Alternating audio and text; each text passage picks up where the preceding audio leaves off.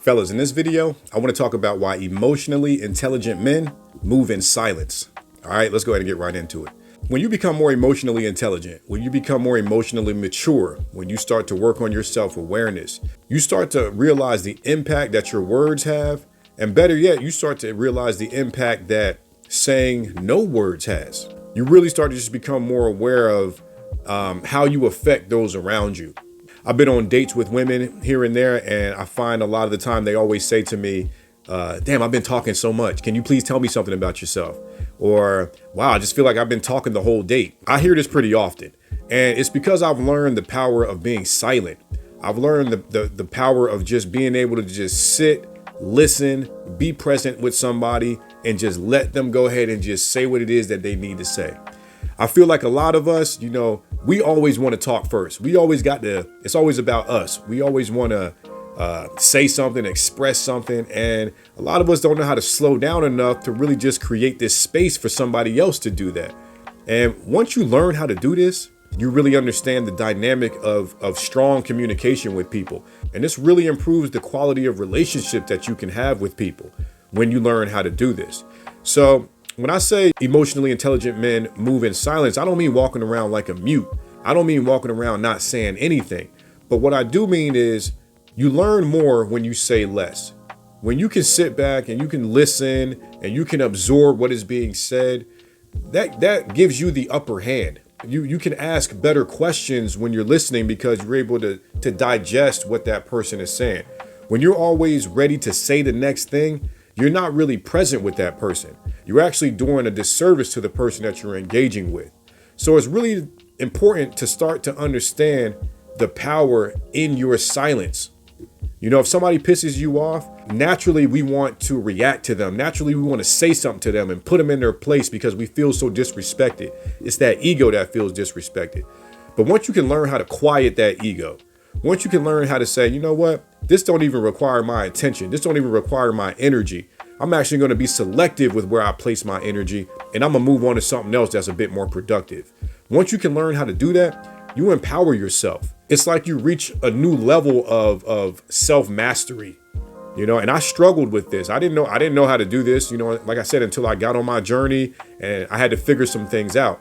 But I've really learned how it's not just with women either. It's like with your kids too. If you're talking to your kids or anybody, somebody on the street, somebody at the grocery store, if you just engage in casual conversation and you're just able to make eye contact with them, give them a little side smile and you're just listening, you're like, okay, yeah, tell me more about that. Or what was that like?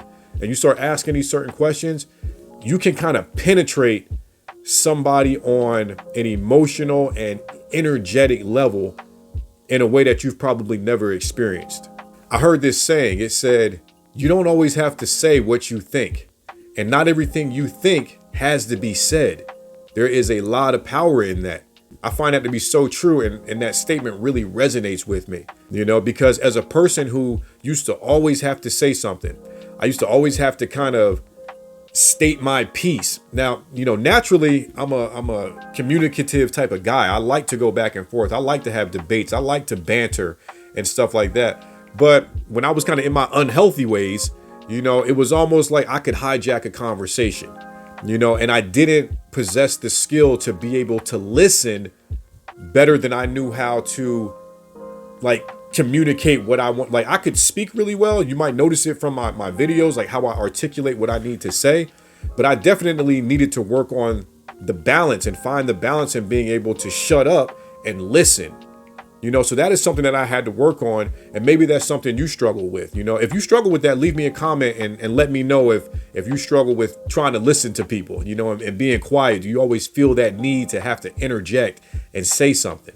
Once you can understand the power of your words or the power in not saying so many words, it's going to level you up.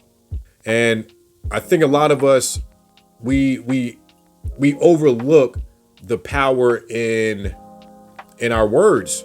I read this book called The 4 Agreements. I got some other videos on that where I talk about the 4 agreements, but one of the 4 agreements is to be impeccable with your word. And it means to be to realize the value in what you say and how you can uplift somebody in what you say, or you can tear somebody down with what you say. And I think being able to keep that in the forefront of your mind can really like direct you in more of a positive way when you're trying to communicate, when you're trying to actually hear what somebody is saying, when you actually want to come off like you give a damn about what they're saying. Maybe you don't in that moment. Maybe you got a lot going on in your life, but you don't want to come off like an asshole, and you want to learn, well, how do I show this person that I actually care when maybe I don't really care? You know, it's being quiet. It's just listening. Your body language is a big part of it as well too. I had to learn this as well too. You know, if you got a screwed up face while you're listening to somebody, and you know, all these kind of weird, kind of fidgety face things going on, that's going to play into how the communication is going as well too. So there's a lot of little different components to moving in silence and improving emotional intelligence and emotional maturity. You know, this is all a part of the self-improvement journey. This is all a part of the personal growth journey. But I think that these are just really key life skills that I wish we were taught when we were younger. But hey, you know, we weren't. So that's why I'm here to provide this content, to maybe just provide you with some tools to help you elevate your communication, elevate the quality of your relationships, and just help you be more of an authentic version of yourself. All right. So I just want to make this quick video about, you know, the power of silence, the power of not having to always say the first thing that comes to your mind. All right. And I hope that the video provided you with some value. If it did, be sure to hit that like button. Make sure you subscribe to the channel. Also, you know, leave me another comment and let me know if you enjoyed this type of content, if you enjoy the discussion about emotional intelligence and how important it is, or not, if you don't like it, if you're tired of it. Also, make sure you check out one of my other videos. I'll be sure to leave one up for you, and I'll see y'all in the next video. All right. Peace.